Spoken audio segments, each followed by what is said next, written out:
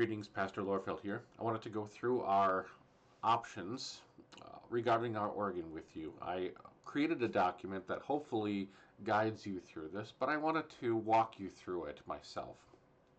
Our current situation is that our organ, simply put, is failing. It's frequently breaking down, and we need more and more fixes to it, which means the costs of maintaining this instrument is increasing. We currently haven't done maintenance in almost a year on it, simply because we wanted to see where the church was going to decide to go on this. So let's talk about the immediate problems that we have. An organ has a number of things, parts to it. It has what a layperson would probably call a keyboard. Those are called the manuals, and there on our instrument are two of them. Plus, there's also another keyboard that's played by the organist's feet. That's called the pedal board. This is the first problem area that we have in our organ. The way in which this pedal board was designed utilized wires and solder. Solder is just melted metal with some flux. But the problem with that is that the pedals, when they're depressed, when they're pushed down, that wire and solder moves along with it, and with each move that weakens that joint a little bit and a little bit and a little bit every single time. And the design of it, frankly, is not the best design. It leads, and it has led to certain notes on the pedal board. The organist can press them with her feet, and no sound comes out because the actual electrical link is broken. Now that can be fixed, and it's not a terribly difficult fix, but you got to do that over and over, and it's quite a difficult thing to haul out this huge, almost probably about 100 pounds worth of wood and electrical wires and so forth to go and fix it, and then repeat that process over and over again. So we could rebuild it with brand new electrical wiring and brand new solder, and that would extend the life of that pedal board a little bit. The cost of having a professional do that, and we would want to have a professional do that because this is something beyond just the layability of someone who's watched a video or so. The cost of that's about $5,000 to $7,000. The other option for a pedal board would be to get a new pedal board. You can swap these things out with a better design. And that would cost, again, about $5,000 to $7,000. The next part, and again, going into the anatomy of an organ, is that of our trumpet stops, our reed pipes. Now, what is that? We have all sorts of different kinds of pipes. We have big metal pipes, and we have wooden pipes as well. Some pipes utilize reeds, like a woodwind instrument. The problem with our trumpet stops, these are the pipes in our pipe organs that sounds kind of like a trumpet, is that those reeds are dirty and they are out of regulation. This means that they get out of tune and don't have an even sound. One note might be louder than another or have a more full tone than another. This is, again, a quite expensive repair to go through and replace or repair those reeds, making sure that they're all clean. Just think of a woodwind instrument. If you have a dirty mouthpiece or a dirty reed on your instrument, that produces poor sound. So it's another expensive repair, $6,000 to $7,000. Then the main guts of the machine, the main guts of our instrument, is the wind chest.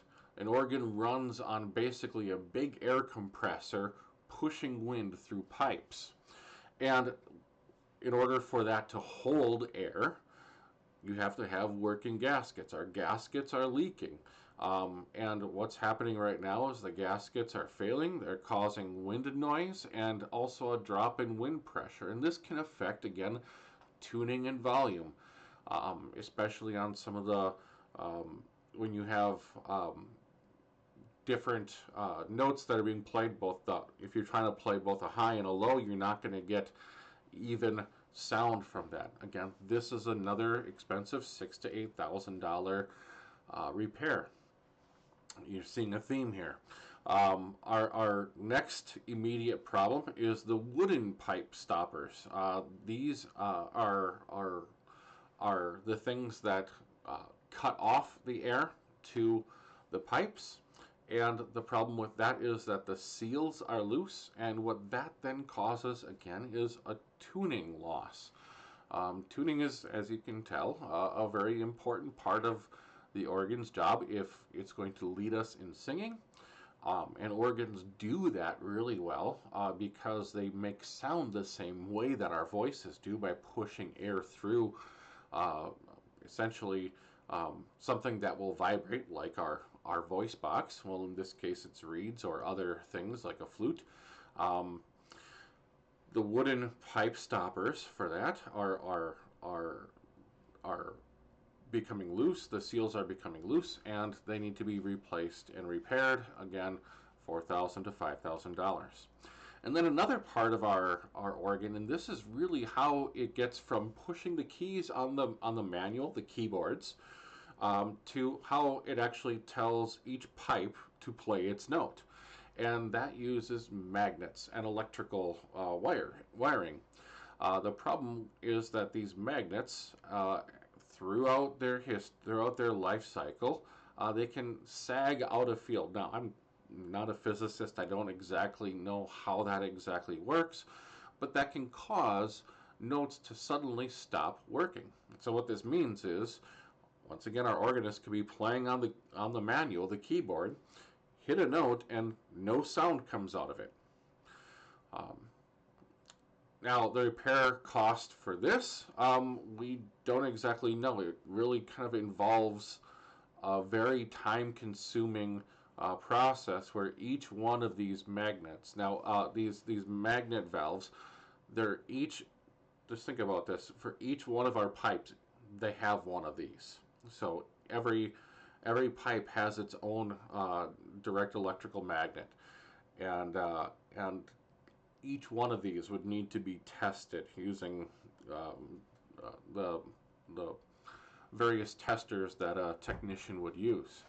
It's a significant disassembly and time-consuming process, and really you don't know how much it's going to cost until you take it apart and you find out exactly what you need. Um, we also have some less immediate issues. The mechanical electrical switching system.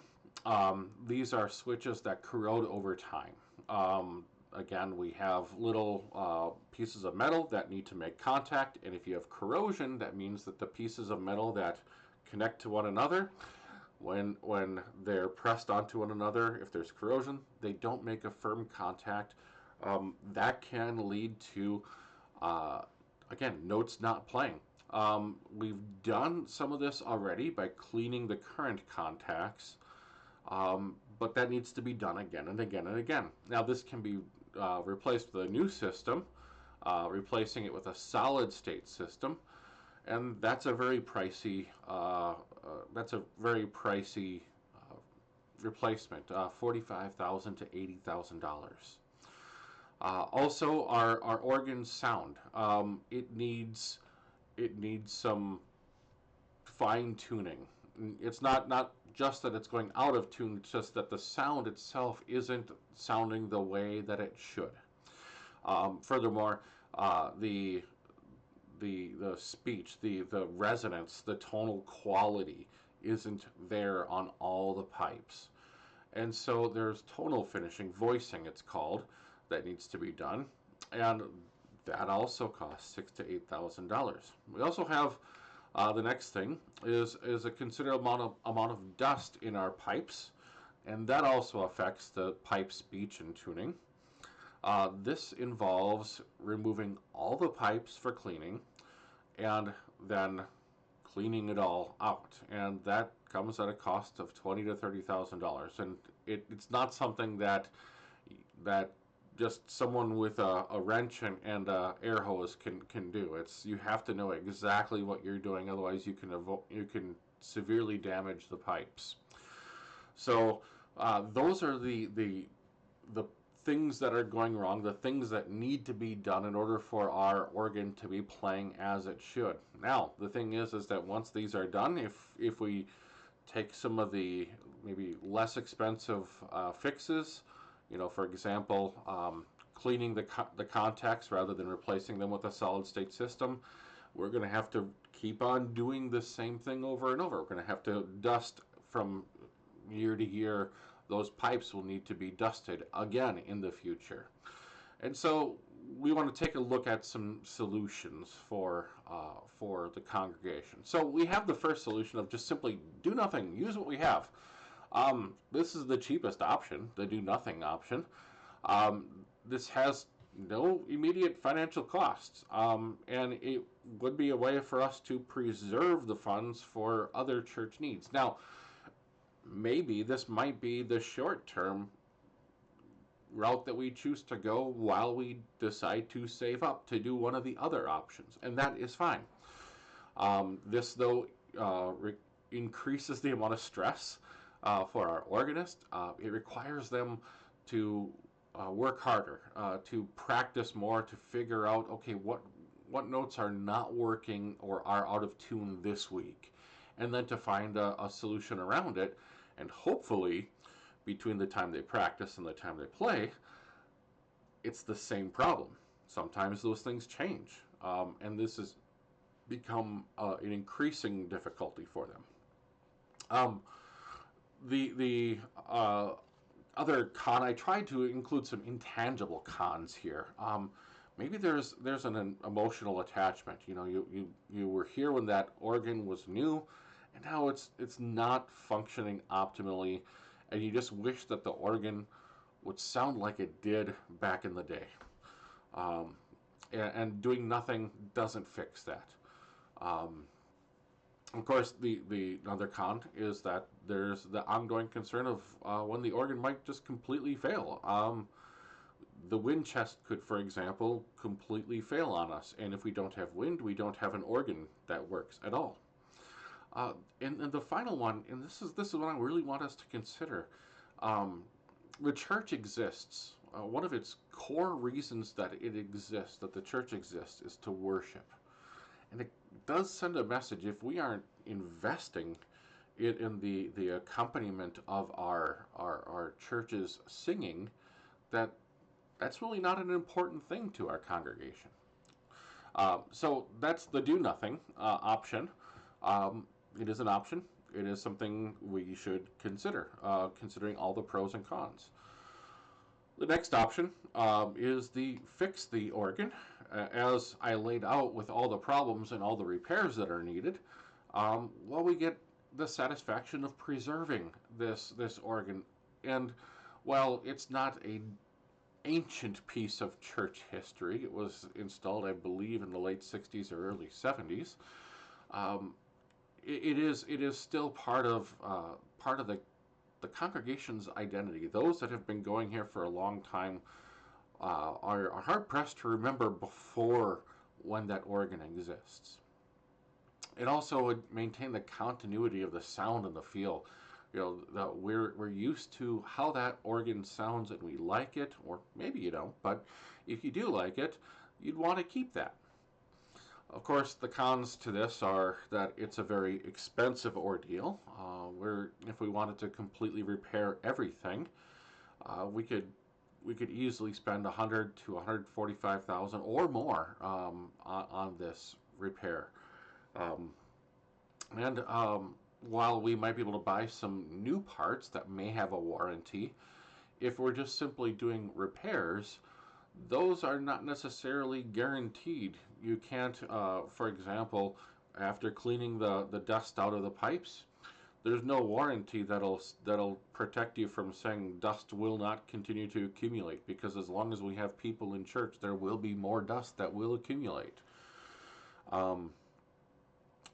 Also, there's that disappointment if we try to fix the organ and the organ does not return to its former glory, or if it requires future maintenance, we might just kind of have some, in a way, repairer's remorse, a little bit different than buyer's remorse. You know, when you sink a lot of money into something to fix it, and then it works for a little bit, and then suddenly doesn't, or something else goes wrong.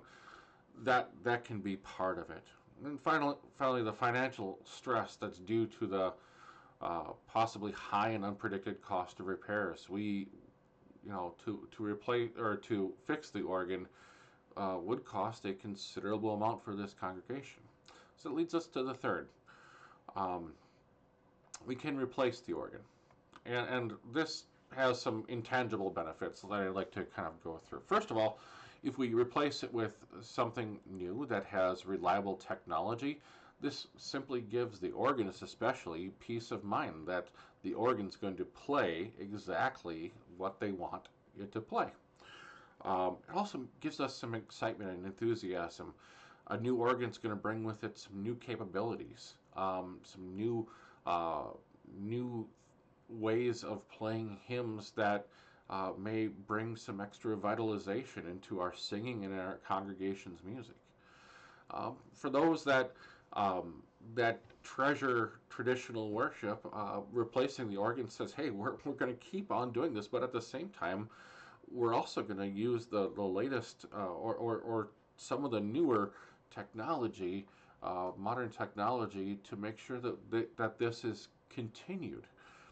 Um, the tangible benefits with this, the modern technology uh, offers a consistent performance and sound quality. A new organ, we wouldn't have to worry about things going out of tune, especially, and I'm going to kind of jump things here, if we decide to go with a digital organ. A digital organ basically uses uh, uh, electronic software and so forth to produce sound out of speakers rather than through pipes, but it sounds like it's going through pipes. Um, and so that is a very consistent sound, and you don't have to worry about pipes going out of tune because you, in essence, aren't playing pipes.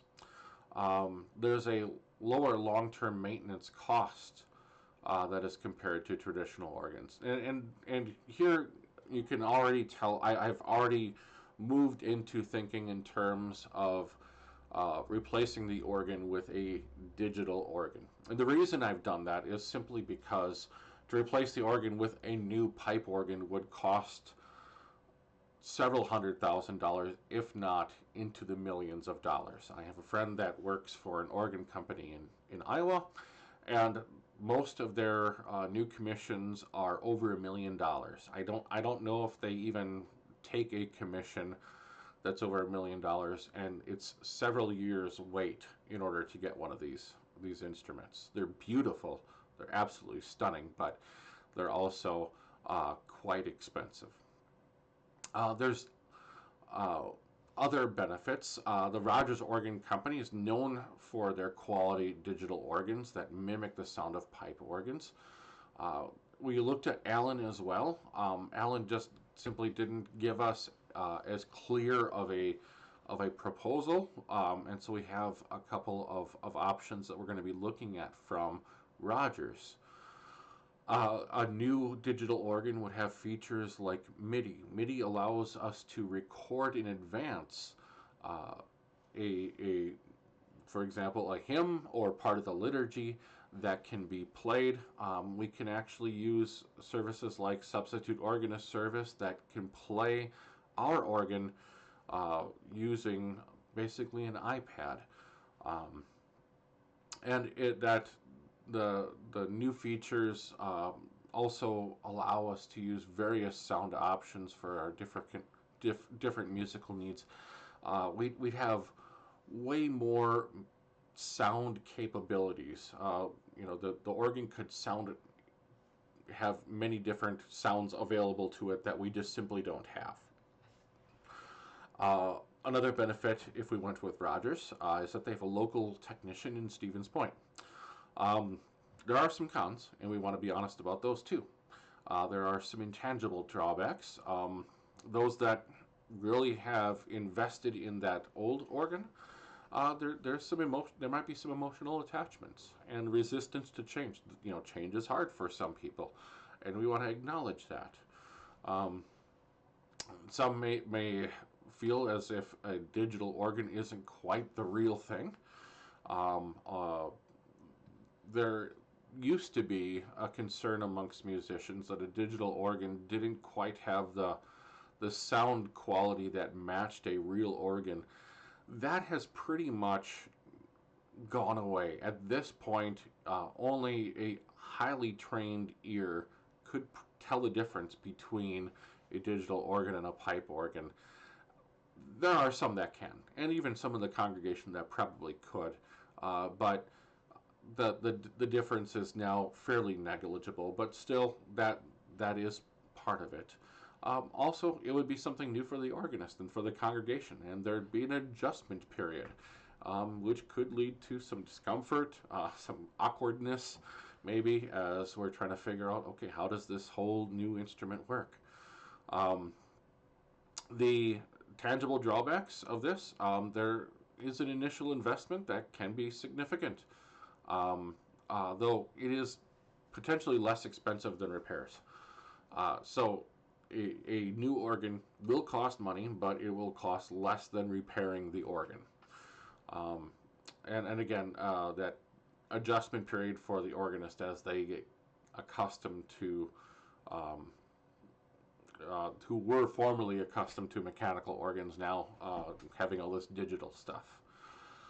So we have two different models that Rogers has put forward to us.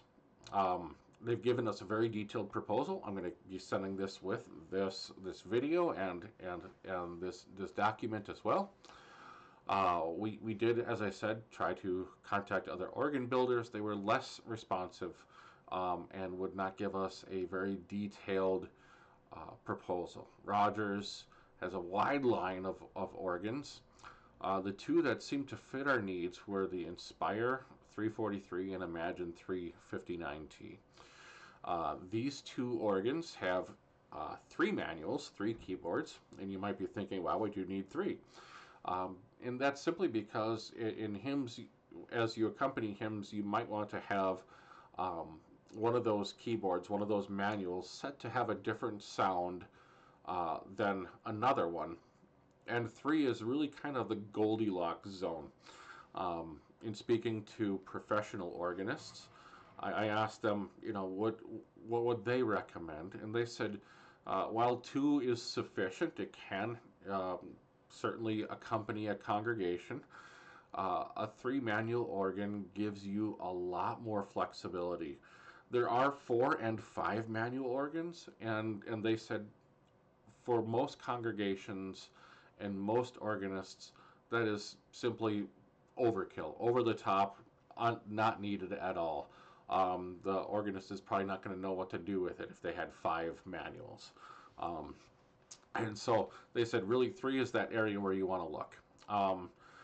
So the prices that we have below are the prices that that Rogers has given us before the end of last year. So their prices have gone up. They said 3 to 5%. They're going up in 2025, and we'll be getting those details for the congregational voters meeting. The Rogers Inspire 343 is priced at $76,700, or was in 2024. It features 43 organ stops plus 8 orchestral stops.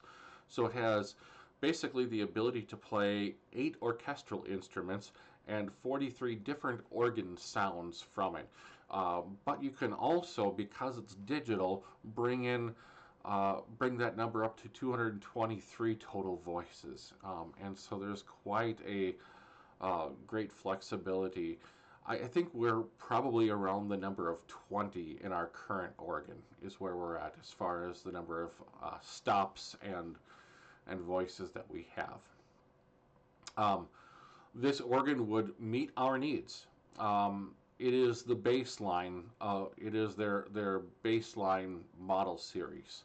It doesn't have a lot of additional features that their higher lines, the Imagine, which is their middle line, and the Infiniti, which is like their Lamborghini line. That's how the representative put it. Um, that Infiniti line has all the bells and whistles that you could think of. But back to the other option would be the Rogers Imagine. It's their middle line. Um, it's a little bit more expensive, $88,500, so just short of $12,000 more. But this includes 59 organ stops um, and 331 total voices. 88 voices are in its built-in organ library. It also has a feature that's really nice for the organ player, for the organist, the next piston, which basically sets you can set a series of stops, and in other words, the sound that the organ is going to play when you play note. There's a thing that you can press to move to the next thing, so you can change it for each one. That's a very handy thing, and it's common in a lot of new traditional organs, and it's really something that a lot of organists do look for when they are looking to play. Um, in a way, it's like having on a car radio your preset stereo uh, um, radio stations set up. Um, that might be maybe not the best analogy, but it's something. Another option that the Rogers Imagine has that the Inspire 343 doesn't is a wireless controller ability. You can remotely play back hymns and other onboard music. Um, and so this organ really is a substantial upgrade, and it also includes a lot of expandability over the Inspire 343. So if we get to 343, we get what we get. It's going to be sufficient, but it won't have the expandability and maybe some features that down the line we wish that we would have had if we would have made that choice, and we won't be able to get that. Whereas the Imagine is going to pretty much have everything we need and the ability to have almost all the things that we want. Um, so what are the next steps? The next steps, the council is going to be meeting, and we're going to be discussing the options and presenting the voters with the proposal. And the council is going to give that proposal. That's going to give the course of action. Which of these options above is the council recommending that we take? What's the timeline? How long do we expect this to take? And what are the financing? Like, how are we going to pay for this? Uh, and these things we put before the voters, and the voters will have the ability to consider it, to change it if they wish, if they want to have a longer or shorter timeline, or financing, if they want to change how they want to do the financing of the organ. All of that is within the voters' ultimate decision. The council's just going to give us an option that it, after discussion, thinks is best. Ultimately, the voters will be deciding that on January 19th. And so, thank you for listening to this little video of, let's see, 28 minutes now. So, but God bless you, and I look forward to the ongoing discussion as we worship our Lord in song and bring beauty and joy to our worship service. Go in peace. Amen.